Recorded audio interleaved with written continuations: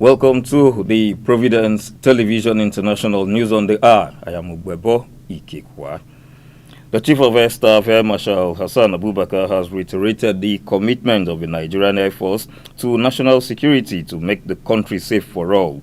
Air Marshal Abubakar disclosed this today at the opening of the NAF Administration Personnel Seminar, which held in Abuja. He expressed the unwavering commitment of the NAF to the total defeat of terrorism and banditry, stressing that relentless efforts against criminal elements are a firm determination to protect lives and restore peace. Veteran broadcaster and media entrepreneur Dr. Emmanuel Egariva has called on the federal government to curb the high cost of governance, which is presently taking its toll on the country's economic development. Dr. Egariva made the statement today while speaking on the program Thoughts and Visions on Providence Television International.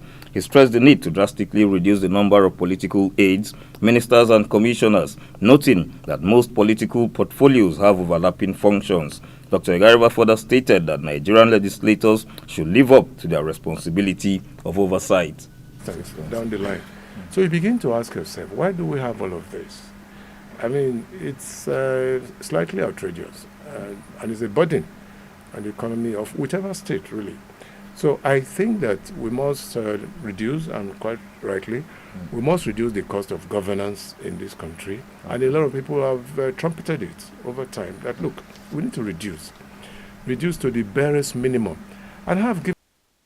The Nigeria Security and Civil Defense Corps, Sokoto State Command, has apprehended 3 suspects connected to the abduction and gang rape of a 15-year-old girl, Amina Abdullahi, in Gansari village, Wamako, local government area of the state.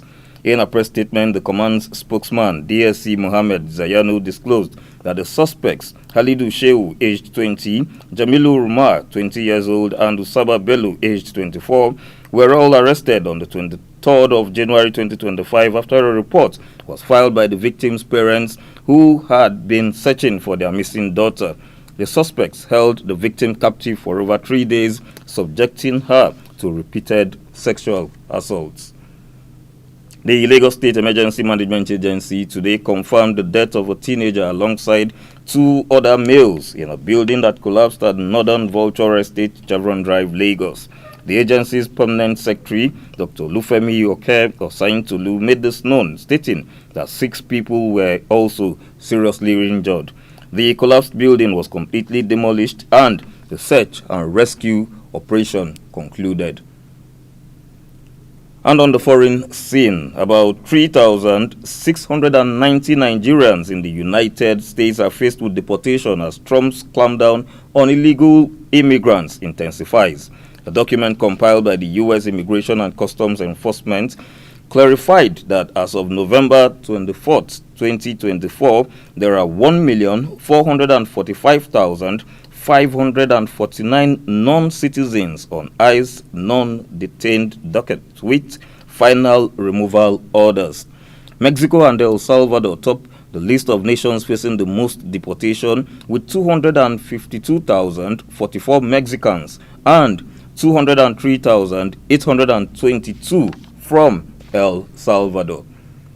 Several people have been killed with many more injured after a deadly crowd crush at the world's largest religious gathering at the Mahakumbh Mela in northern India's Prayagraj city.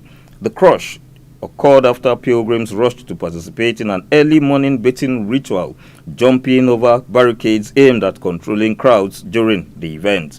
Devotees believe that taking a dip in Prayagraj, where 3 rivers meet, will absolve them of sins and liberate them from the cycle of life and death. And that's the news on the hour on Providence Television International. Thanks for watching. Please stay tuned.